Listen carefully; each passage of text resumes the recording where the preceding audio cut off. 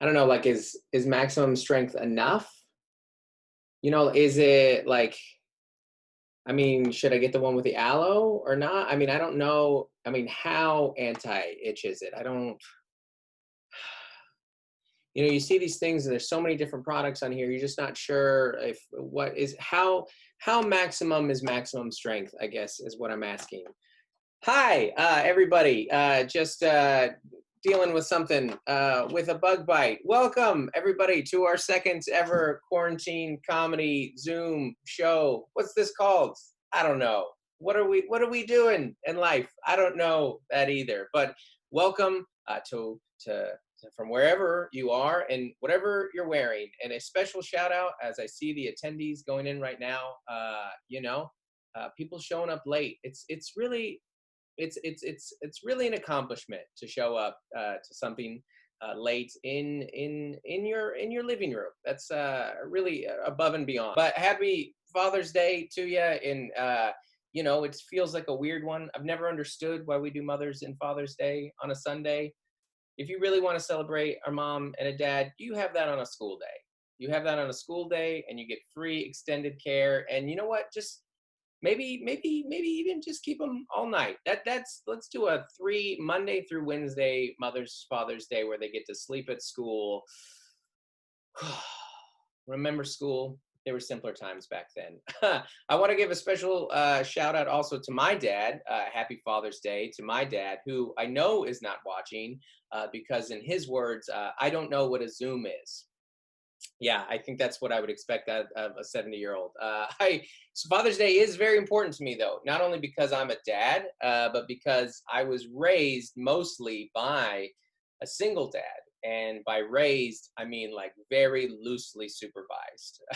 Like the term, like we have like parenting has changed in that way. Like, they talk about like helicopter parents that are just right there. Like I had like a lifeguard dad, like he was there in case of an emergency, but we didn't talk. There was no communication. He was just kind of distant and above, and it was fine. I didn't even really, there was, like dads were doing social distancing like before it was a thing.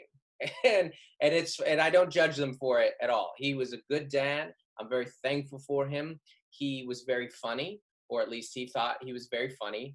One memory my sister and I talked about a lot is one time. This is around probably late November. We're little elementary school kids, and we're driving around, and me and my sister are fighting. And out of nowhere, my dad does a hot cover, his own rendition of the Toys R Us jingle, where he says, "I don't want to grow up. I'm a Toys R Us dad. No toys for my kids because my kids are too bad." And we cried while he laughed for a half an hour. And I think that you have those moments where you're like, I'm not sure if that is the best parenting or the worst parenting. I think it's somewhere in between. He did his best. He did his best, and that's all you can ask for out of your parents, right? That's all you can ask for your moms or your dads. We grew up without a lot of money. I don't mean that in a fake way. You know how you have that friend who's like, I grew up poor, and then they're like, you know how to ski? That doesn't, I think we had different versions of poor, me and you. Like we had that level. We weren't like poor. We had HBO in our house, but it was Honey Bunches of Oats. Like we were that level. And actually quarantine has brought me and my dad closer together. Because now that I've been unemployed for 3 months, I get to remember part of my youth of being on food stamps. And that's nice. That's a nice little, oh yeah, I remember when I needed 2 food stamps to buy a Choco Taco from the ice cream man. You had to have that second food stamp. Otherwise you were going to get that awful looking Spider-Man, remember? With the eye. You're like, it didn't look like the pack. Why did my Spider-Man have a stroke? This doesn't look like it's supposed to. So I remember doing my best then to purchase, to like get my dad good gifts. And now, but the Father's Day gift is nobody understands the Father's Day. All the gifts I feel like are insulting. I looked this up the other day. When you talk about what to get dads, all the gifts have like an underlying like, hey, like a little bit of a jab, a dad. Like, for example, I looked at this earlier. This was on marketwatch.com, which sounds like a trusted website. They just had 8. The other ones had like 47. I didn't want to go through that many, you guys.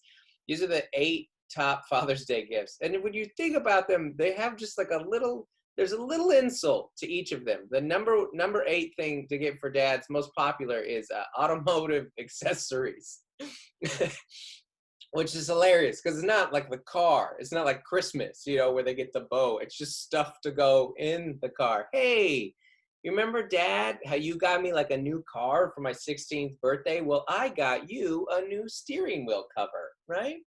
That's the same. And maybe next year we'll just stay on brand, and I'll get you some of those weird beads that people used to sit in on the 90s for some reason. That's a strange one. They get increasingly more insulting as you get higher on the list or lower on the list. Number 7 is personal grooming items.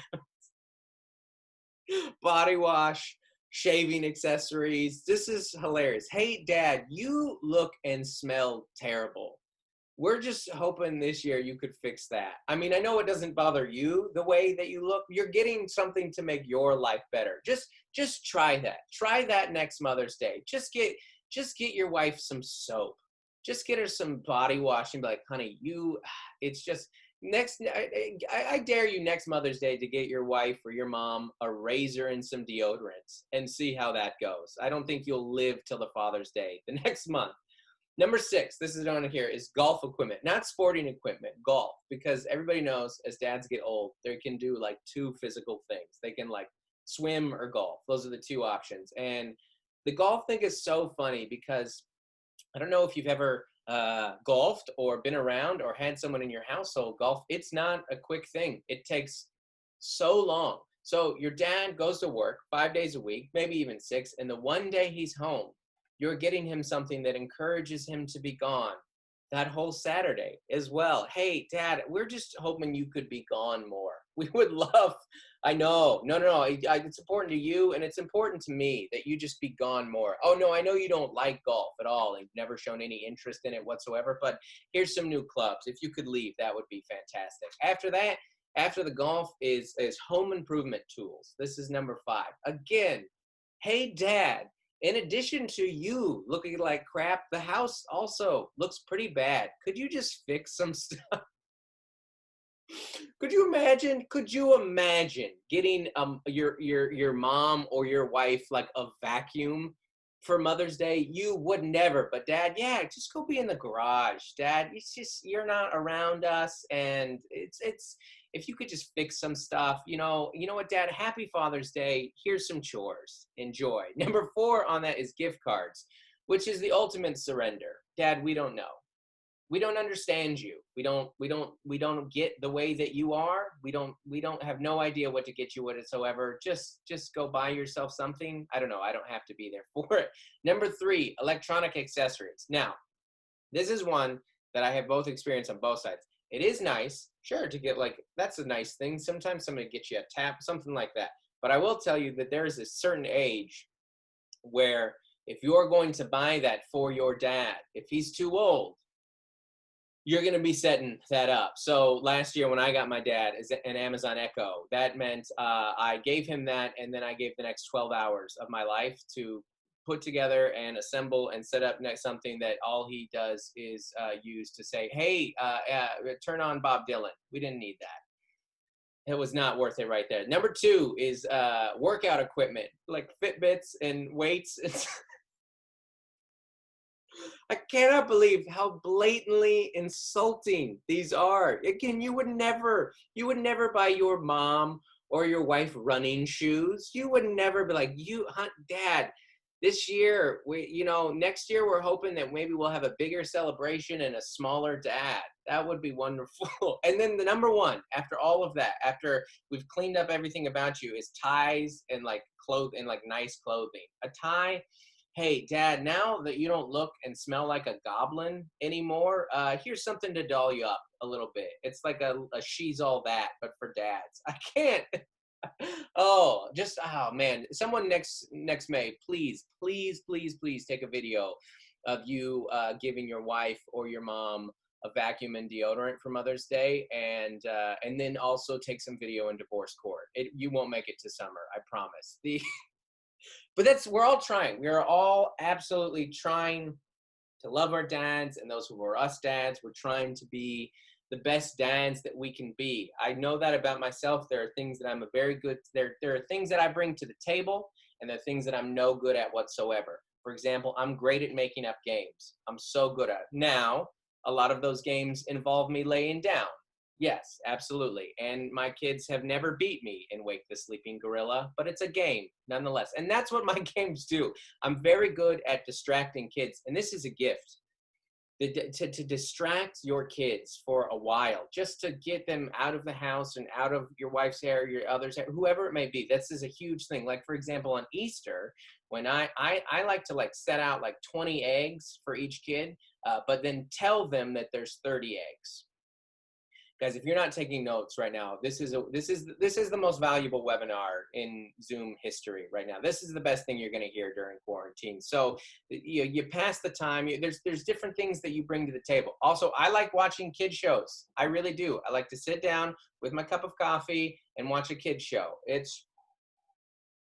I like watching it, and I like breaking down the characters. And I like when my kids' friends come over.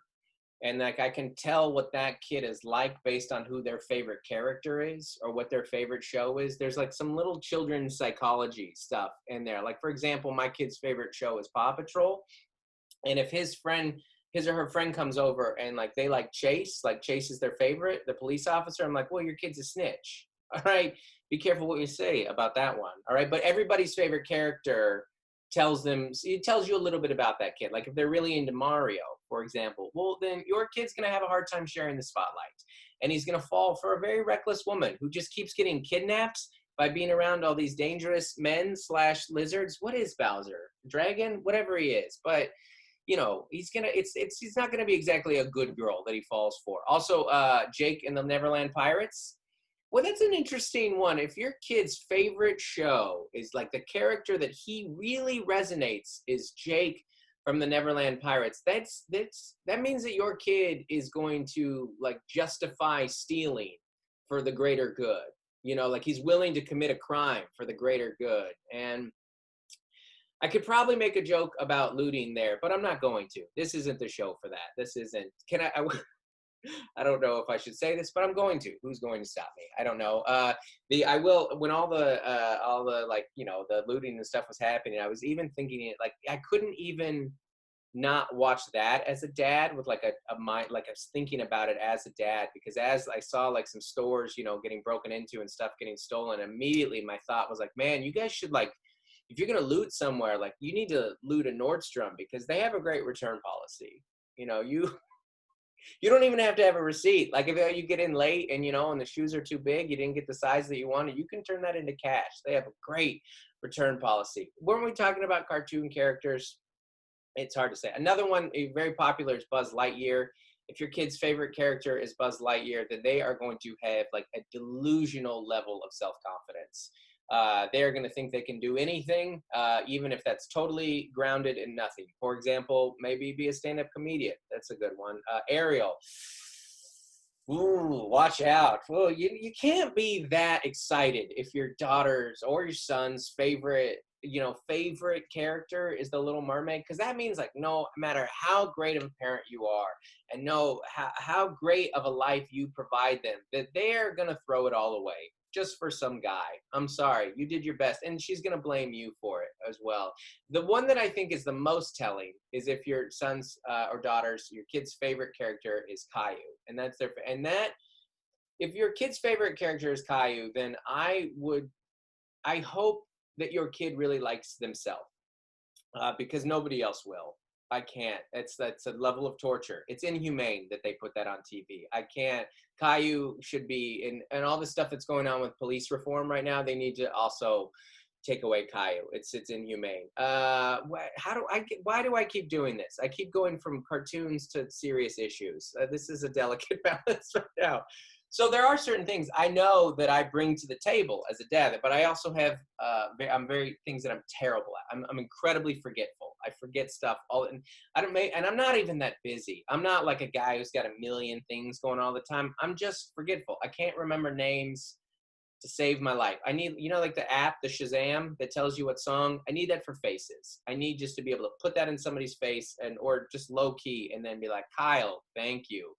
You just made that way less awkward for me. I get this from my dad. My dad can't only not remember names. This is like a Nickerson thing where they can't remember names, but and sometimes they'll just get just off on the names of stores and places. My grandma could never remember anybody's name. She would just call them Yehudi.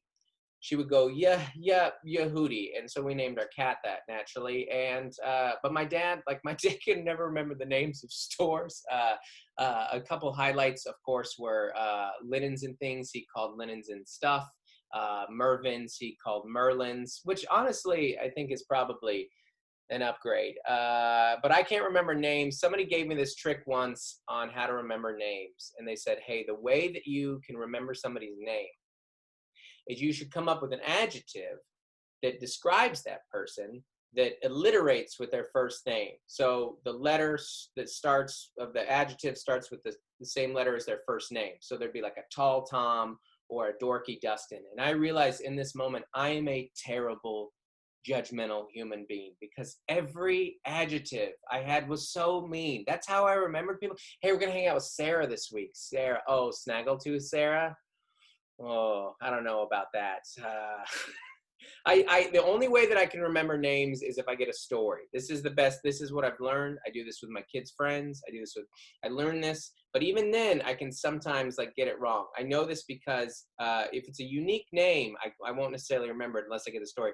The very first job I had, I worked at Outback Steakhouse. All right. Two interesting things about that job. One, Sir Mix-a-Lot always used to come in there. Yes, that Sir Mix-a-Lot, the baby got back guy. He would come in with his wife who, spoiler alert, had a medium-sized butt. That's true. I think the message there is you don't always get what you want in life. I don't know. And also at that job, one of my closest coworkers is I had a Chinese friend named Japan. And I could not remember that name. I could not remember the name Japan. I was like, I have to get the story. And I asked him one day, I was like, hey, Japan, I know you're Chinese because you told me that. Why are you named Japan? And he told me, because the reason that I'm named Japan, this is all true. The reason that I'm named Japan is because I was conceived in Japan. And I go, wait, you mean to tell me you were made in Japan? Oh man, I'm gonna tell that story for the ages. And you know what, guys, why did I put that joke in here? One, it's a true story, and also I would be doing a disservice if there wasn't one real groany dad joke. That's the first time that we've lost a couple attendees, and it might be for the best. I promise there's only 3 or 4 more of those. That's the forgetful thing though. That's very true about names. Also, when you're forgetful, the other problem, and this is why it's like a challenge to be in a relationship with me, is I lose things constantly, which is a challenge as a dad, as a human. I'm always losing keys, the mask. I cannot for the life of me remember to wear the mask, which I don't love wearing it anyways because, it fogs up the glasses. That's a real enemy. Between Zoom shows and glare and the mask, coronavirus and quarantine is the enemy of people with glasses. But I can't remember. I forget stuff all the time. And somebody told me, when people find out you're forgetful, they give you the worst advice. Oh, hey, you lose things. What you should just do is you should create a system where you remember to put stuff in the same place. Did you hear what I said? I am forgetful. And you're telling me to remember things. This isn't helpful at all. That's like going up to a blind person and you're like, listen, hey, I know that you're blind, but have you ever just tried looking at stuff? I feel like, no, you can't see, but I can see. So if you could see, then you could probably see. That'll help you not forget your keys. I don't know. I lose things. That's a forgetful all the time. I also, I tend to play favorites with my kids. And it's not complicated. It's whatever kid goes to bed last is my least favorite. Easy, very easy to get in the good graces with that because, we need space. You absolutely need space as parents. I have a little thing in my house. It's probably, I don't know if it's an issue yet, but it's a needed thing. It's my form of meditation and I call it a dad spa. And a dad spa is just a long trip to the bathroom. You shower, you're in there for a little while, maybe clip your nails, maybe shave, enjoy those new Father's Day gifts that you got. And on like when you really need like the high end dad spa is you bring your coffee in and you lay down and you sip your coffee as you lay down in the shower and have an existential crisis. And it's cheaper than therapy and it gets the job done. But the point is, we all, like, it's not easy to decide if somebody's a good or bad father or mother, whatever it may be, because, we all bring different things to the table. But there were two things that I saw going around today. One was that article I read earlier about, what the most popular gifts for dads are. And this other one that I saw was this quiz to see if you're a good dad. This was to see if you are an all-pro dad. And it has like these 8 or 9 characteristics. And so I'm going to take this quiz with you and see how I do. This is for my own insecurity. And this is also for you guys to discuss in the house. Dad who's there, as I mentioned them, you can maybe raise your hand if you get that one right or wrong, or you did that one, or maybe you could point a finger if the reason that you don't do that is because it's somebody else's fault. It's okay to blame shift. It's Father's Day. Okay, so number 1, love your wife. The number 1 thing on being a good dad, an all-pro dad, according to love your wife. And then I love my wife. I love my wife to the point that I neglect my children at times because I picked her. The other ones, they're just around. I made a conscious decision. This is the one that I want right here. And these are the ones that I got. This is funny to me too, that this is number 1. Doesn't that feel like a little bit like this, like a dad was like writing and a husband was like writing this list of how to be a good dad. And the wife came in and was like, oh, really? So there's just like nothing about me on this list whatsoever? Like there's nothing? No, it's fine. And he's like, no, of course not, honey. Number one way to be a good dad is to love your wife. That makes total sense. Number 2, moving on, is to spend time with your kids. Well, if you would have asked me this question 4 months ago, I'd probably have a different answer. But right now, this is an A++. I've been quarantined with my kids for 3 months. We have been spending so much time together that we've never wanted more time apart. When my kids cried that they didn't go back to school, I knew it was the end of the world. I didn't think the book of Revelation was going to be this literal, but it's proven to be. Number 3, be a role model. That's it. That's nice and vague. I like that. Yeah, I mean, absolutely. Am I a good role model? I mean, that wasn't the question. So 3 for 3 right here. Dad, raise your hands on that one. I'm modeling something.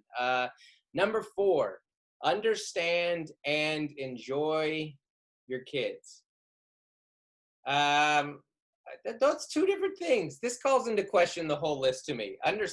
Enjoy them, sure. Understand them, absolutely not. I enjoy my kids. I understand. No, I told this last quarantine show right before all of this. Kid, my son, my 13-year-old boy, ate a Skittle off of another kid's retainer. Not only do I not understand that, I don't want to understand that. I don't want to know where that's coming from. So I'm gonna give myself a yes on this one. I'm killing this right now. Number 5, show affection. I mean, I assume this means like verbally and not so physically. And I pass this one with flying colors. Absolutely. One of the great things about being a millennial dad is I just give all of the extra hugs for the ones that I didn't get as a kid.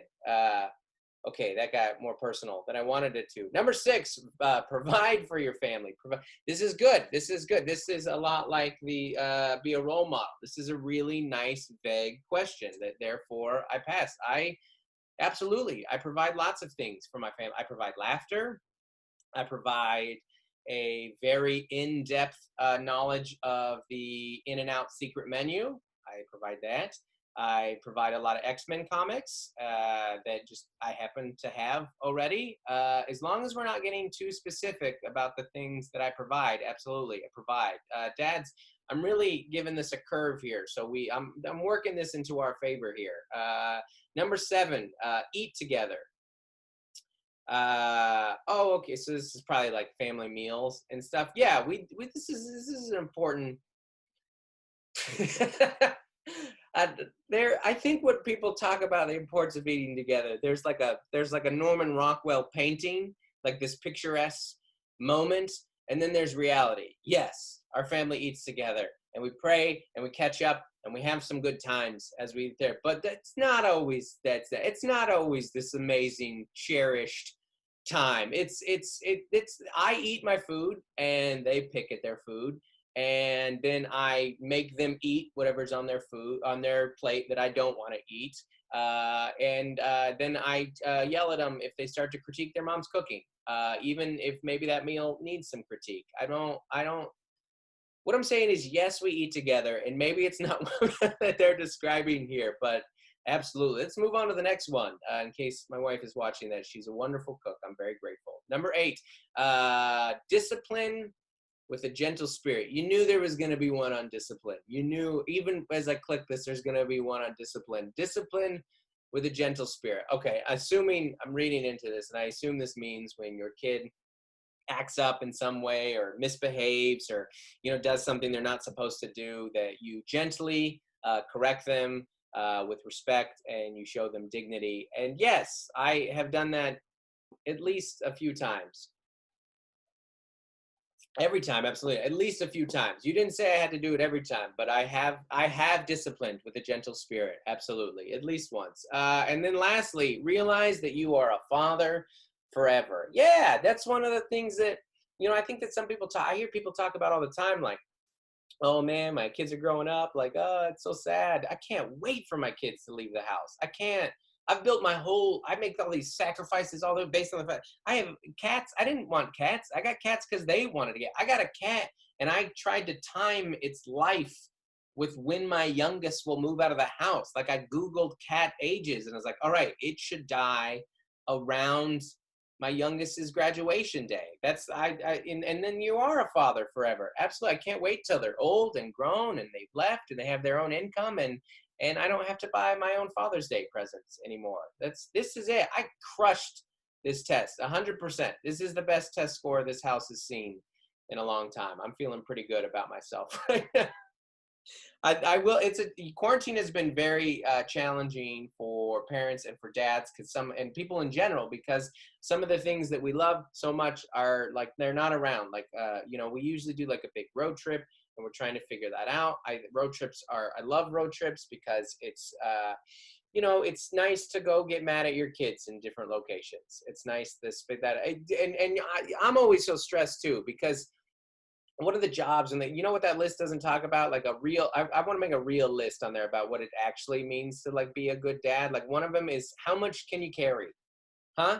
How many trips to the van do you need to make from the beach? Like, did one of your real jobs, like, oh, you need to be loving and caring, and you also need to be a mule. You need to carry most of the family stuff, and you need to load it in and out on road trips. My wife packs, like, I've heard of, like, when you pack, like, oh, hey, make sure you bring some water in case you break down and you have something to drink. My wife packs, like, hey, we might need to break down and just start a new life there. A lot of the classic dad things are closed. And I don't love all these things, but I feel, Home Depots are closed. You can't have anyone over to grill. These are dad things. Sears went out of business. So where a dad's supposed to go buy a washing machine and their New Balances in one trip, devastating. There's no sports on TV.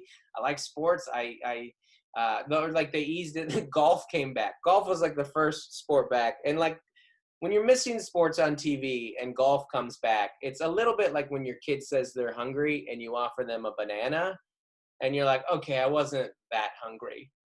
Let's not get carried away right here. And then I'm glad we got the Super Bowl. And this was a dreamy Super Bowl. I love Super Bowls when I don't care about which team wins. I didn't care one way or other what team wins. So it's fantastic. I love that because, like, it's kind of like when you go to a wedding and you don't know the couple very well, and you're like, hey, no matter what happens with this outcome, I'm just here to have a good time. All right, I'm gonna enjoy this party, no matter what the outcome is here. I'm not here for that part. And then you added the homeschooling to it. It's so much. It's so hard. I've never been this like involved in my kids' grades. Like, people are talking about, like, oh, you're gonna have like a work-life balance.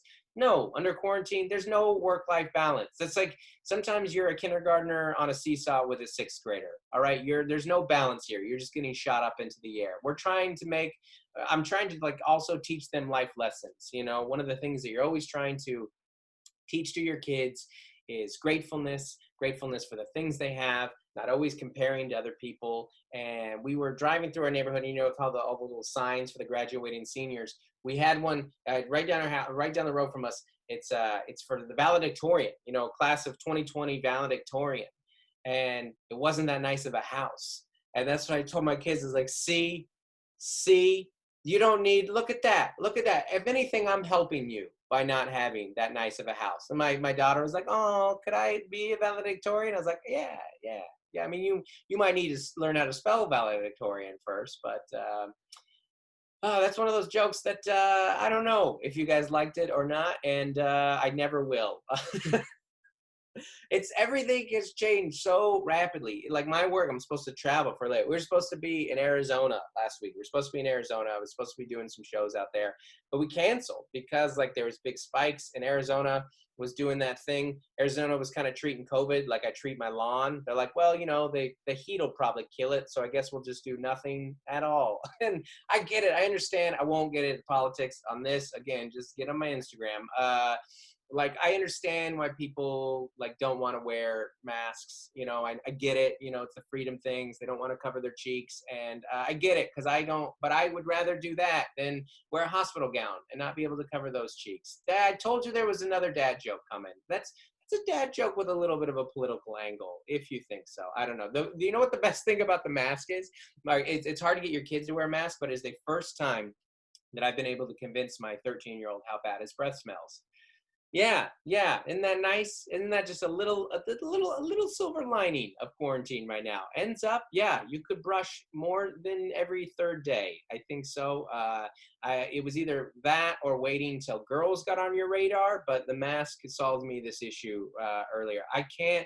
The teen, it's nothing personal about my son. It's just teens in general. I mean, a teen is a great thing to have in your house if you want someone like to love you, but just show that love through hatred and disgust. That's their love language, is just pure animosity and hatred. Like people are talking about how to lower crime rates. You want to lower crime rates? Get rid of jails, and instead have prisoners and criminals just sit in a van with some judgmental teenagers in the back whispering right there. Yeah, that'll get rid of your life of crime right there. It is. Oh, it's traumatic. I thought that, like, because I really like the young kid stage, and I thought we were through the hardest part, because I honestly thought that the hardest part was pregnancies. Pregnancies are crazy because the mood swings of a pregnant woman, it's like a Lego head, right? With like a smile on one face and a demon on the backside. And it happens. My wife is like very petite, and she gets like cartoonishly pregnant. It's very funny. It looks like when like you see like a really ambitious snake, you know, swallow something that it can't. It's just like flap, flap, flap. Okay, there we go. And she used to swim, and she would do the backstroke, which was hilarious because she looked like Baloo in the Jungle Book. Hey, 2 Disney cartoon references. We're killing it right now. She would get, but I remember again, the mood swings were crazy because I remember once my wife, she was 9 months pregnant. She walks into the bathroom and comes out literally stomping her feet like a child, like a tantrum. And she goes, Dustin, why didn't you tell me there was something in my teeth? Honey, I don't know. You haven't smiled in weeks. I'm sorry, honey. I haven't had a chance to navigate this situation. I think that joke has more parts, but I haven't done stand-up in 3 months, so I don't remember how it goes. If anybody remembers that joke from previous times, feel free to shoot me an email like, oh, hey, remember the end? Jokes are even better when they have an ending sometime. My wife doesn't mind that joke. I talked about, I think having a sense of humor in marriage is very important. I like our little trivial fights. I like them. I think they're so funny to me. I think, like when I think about how we fight now, they're very efficient. When we were like young couple, when we were like you would have like long drawn out fights that would go on for hours, like 12 rounds. No, it's like a 1-round fight. It's more UFC, less boxing. It just comes in and it starts like real fast, like a jab, and then you go to haymakers. It's like, oh really, chicken again? And you're just like your mom. Bam, it just happens so fast. It escalates so quickly. Nobody's touching gloves. Everybody's disqualified. You know, guys, when I wrote the show, I didn't expect to end my material on that mean of a joke, but I think it's fair. I think that's a nice segue into seeing what your guys' questions are. Is this turning into a little bit of therapy? So that's it. Let's get into your guys' questions. I know a lot of these are dad-related questions. I'm happy to answer them. I appreciate you guys submitting them. I also think it's hilarious that some of you did it like right before this. Way to plan ahead. Fantastic. I know you had so much going on. First question, this is from Jamie. And I think Jamie knows the name of my pod, or listens to the podcast. Don't Make Me Come Back There, a funny podcast about family. New episodes every Tuesday. Oh, no, we switched that. Monday and Thursday. Looks like she says, what things do you do where you go, well, that's the Don in me? That's why she's a podcast listener, because that's my dad's name is Don. So what things are I'm most like my dad? Two things immediately jump to mind. I have never in my life successfully remembered to shut a cupboard. Sorry, I can't. It looks like someone looted our kitchen every time I make a bowl of cereal. So that's it. Also, this is so randomly specific that just like, maybe you care about this or not. Nickerson's, we've got real flat feet, just nothing, no arch, whatever to them whatsoever. Just, it looks like they're just compressed, like someone, like as babies, just like a really heavy person just shoved, just put all the pressure they could on our shoulders and got rid of the art altogether. So I have really I do have fat feet, really fat and flat feet that I just shuffle around the house. So thank you for reminding me of those things, Jamie. Next question. What is your favorite memory before having kids? And what is your favorite memory with having kids? These are very different. And how do they compare? Well, I have not looked at all of these. So my favorite memory before having kids, oh gosh, I know this sounds like a joke, but it's hard to remember anything before having kids. I think my life started 13 years ago when my son, that sounds like a Hallmark card. Like, my life started when I had you. I don't mean it like that. I mean in that I don't have any memories. I'm like Wolverine. Like when you got the claws, when you brainwashed me or wiped sorry, it's very specific references. This is what you get with Dustin Nickerson comedy. And I don't have the feedback of you not laughing, so I'm just going to keep doing it. More comic book references, Dustin. My favorite memory, this is hard. I will say my favorite ongoing memories of my kids are playing games on the trampoline. We play games on the trampoline every night that I'm home, which is most nights right now, and we love it so much. We play until we have 3 games or until the littlest one starts crying, and I will tell you, we have never finished the 3rd game. The littlest one starts crying every time. Okay, so how do they compare? Yeah, I mean, one is way more stressful, obviously. Okay, this one is from Ryan. Ryan says, how do I tell people it's time to leave my house? Family is coming over 4 hours before the show, and I need them gone to hop on. That's hilarious. This is a dad. This father did not want to share this show with his family. Ryan, you are an all-pro dad. That's so funny to me. By the way, any of our extended friends will tell you this. I am a master at getting people to leave. It's just because I tell them to leave. All right, you guys should probably get going. That's all. You can't beat around the bush on that, because I think that passive aggressiveness and aggressive aggressiveness hurt the same way. So you might as well be aggressive to guarantee the result. But I love that you wanted to watch this by yourself. That's like when you come home like from somewhere and you just sit in your car for like an extra 30 minutes and you just, I need this. I need to decompress a little bit. Okay, this one's from Jessica. I don't know if that's my sister Jessica. I don't know, but it says, what's the best mowing sneaker? That's funny. I imagine there would be at least one mowing question on this. Whatever mowing sneaker, there's not a brand. It's about the lifetime of the sneaker. I think when you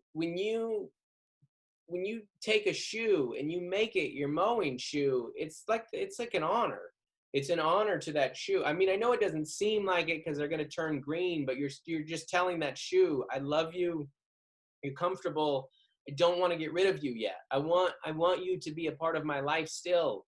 and I don't want to give you to the Goodwill, but you also smell, and so I'm just gonna put you outside. You're gonna live outside. You're gonna turn green, but me and you are still gonna have these times together. I got a little emotional on that. I enjoy my mowing sneakers. I do like the ones. I like the hand-me-down white ones though, because then they just look especially. You really know a mowing sneaker. Like it only takes like one mow, and then you're like, that it turned into a Ninja Turtle. That's what that is. Oh, there we go. Another. I like that people are asking me lawn mowing questions, guys. I don't do yard work. I mean, I do the minimum amount. What is the max length of grass before required cutting? The max length of grass before required cutting is when I would say it's when the kids complain about having itchy shins. That's probably a sign.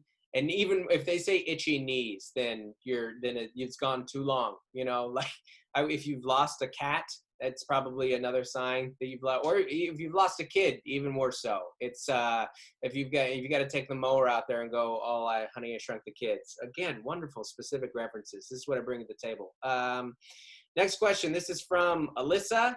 What is your favorite state that you have visited? There's always a travel question. Last time somebody asked me what's my favorite city to do shows in. My favorite city to do shows in is Chicago. My favorite state that I have visited, I love, I've spent a lot of time there. I love the state of Oregon. And I know that's weird because I'm from Washington. I got a little Oregon thing here behind me because Oregon has all the beauty of the Northwest and also the craziest, weirdest city in Portland. Portland, I've said before, is like Seattle's little brother that went goth for attention. I love that. And also, as soon as you get outside of Portland, like you're in the South, it's immediate redneck. And I just love the contrast so much. But they're also very liberal rednecks. That's what my dad is. It's a weird thing where they like NASCAR and vote Democrat. It's a wonderful state. Plus, there's a lot of tall trees. So Oregon is my favorite state to go to. Okay, this is from another Jessica. Why do dads have dad jokes? I think it's a great question. I'm guilty of these. I don't tell any of them on stage. You know, I'm not like, but I do like some dad jokes around the house. I like writing them. I said one to the kids the other day. What was it like? What is well, I don't even remember exactly. Like, what do the vegetables say in church? Let us pray. I mean, come on. I mean, I think, you know what it is you like seeing your kids cringe. That's what it is. It's not about the joke, but anytime you can make one of your children uncomfortable, you're like, now you know what it's like. You see how you're cringing and constantly uncomfortable and you felt really good about how things were and now you feel like things are falling apart on the inside. That's what it's like having you. So, okay, I made that too mean. Okay, next question.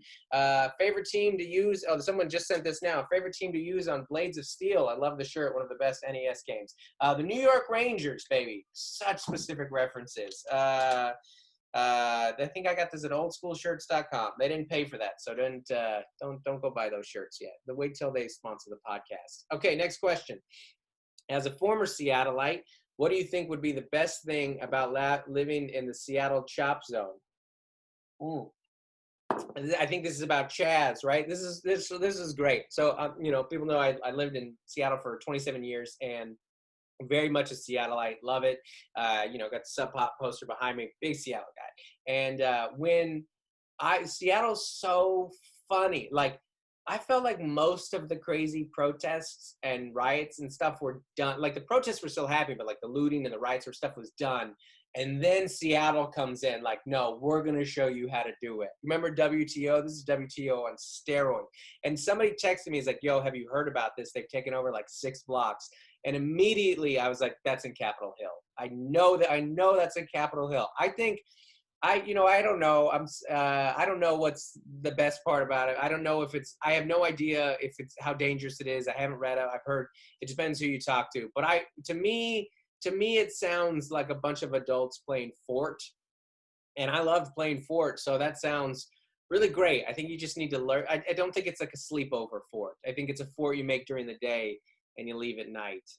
Okay, so great question. Favorite Seahawk of all time? Another Seattle question. Cortez Kennedy. This is a no-brainer. The late great Cortez Kennedy, and that's because I grew up in the 90s, and he was the only good player that we had.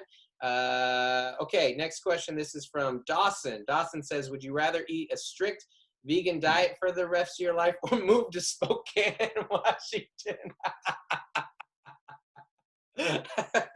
There's so many Northwest questions on here. I'm sorry to everybody else in the question. That's a nice little dig at Spokane. I would move to Spokane. I don't know if you guys know this. Spokane's a little bit on the come up. Spokane's pretty nice, and I wouldn't like the cold winters or having to cheer for the sports teams out there. But so somebody got in here. It's like, man, I don't even care about the Zoom show. I'm just gonna go on the end and hope that Dustin reads my question, so I get my little dig at Spokane, which is a fine city. Okay, this one's from Dustin. What's the most embarrassing thing you have ever done to your kids? One of it was probably, I don't know if you guys saw this on Instagram recently. We really embarrassed our 13-year-old with his like drive-through quarantine birthday, and we had a bunch of puns on all of his signs. Our corn teenager, COVID-19, more like Joel 13. It was like such a very thoughtful party that Melissa put together, and then we added that and almost ruined it to the point that he couldn't enjoy it. So that, also, there's a video once of I tried to hurdle my daughter, and she got a lot of upper thigh to the face. Not my best moment, but made for a very good video. A couple more questions.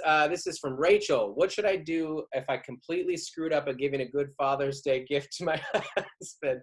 Well, Rachel, this is okay. So this question just came in, and Melissa, my lovely wife, just brought me that question, and that makes me feel like you got this show for your husband, and you realize like 40 minutes into it that you really screwed up Father's Day. So this one stings a little, and I don't know. I mean, if you really screwed up at giving a good Father's Day gift, this is very simple. Hey, I'm very sorry. How about we return this and get you what you want tomorrow? It's a very, very easy solution, but man, that one stung and hurt my feelings. Okay, I think this is our last question. Somebody requested a joke. Okay, two more questions. This is from Kevin. What comic book character best represents your dad style? We've been watching a lot of comic book movies in quarantine, and the common thread on all of them is bad dads. Just really, really bad fathers. If they even had a father at all, then they were a bad one. So you definitely don't want to be a comic book dad. I would say that this is so nerdy. I'm sorry that my comic book character, this is so specific, I can't think of anything else, is that I would say Nightcrawler, because I like Nightcrawler, I carry a lot of guilt. Oh gosh, this got way too therapeutic. I did not mean, Kevin, you're gonna love that joke. Finally, last question, your view on Canadians. I love them. I love Canada so much. This is probably this is a crazy, crazy time for you to have us as neighbors. It's, it's not that you guys are without void. I mean, if you were to tell me which of one of our leaders would have gotten in trouble for a blackface scandal, I wouldn't have guessed yours. But you guys, I think on that line, I need to end the show. Happy Father's Day to all of you. I did not mean to go that area, but we did it. Thank you guys for doing this so much. I really appreciate you all. Happy Father's Day to all you dads. And yeah, take care, everybody.